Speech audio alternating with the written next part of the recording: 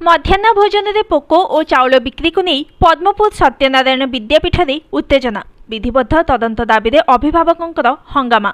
आनंदपुर पौरांचल अंतर्गत पद्मपुर सत्यनारायण विद्यापीठ में पाखापाखि 400 छात्र छात्री पाठ पढ़ुवा बेले गत किछि दिन धरी मध्याह्न भोजन को नहीं विवाद जारी रही।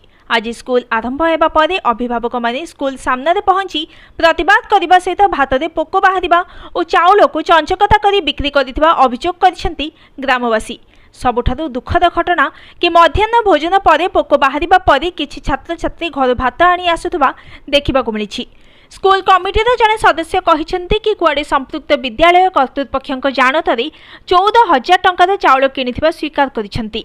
चाउल किनिथिबा स्कूल कमिटी सदस्य एने विद्यालय प्रधान शिक्षक प्रतिक्रिया रखी कहते कि वर्षा दिन पर चाउल रे पोक बाहरी थाई पारे। एबे चाउल को बाछि पिलांकु दिया जाउछि। पिलांकु पुष्टिकर खाद्य देबाकु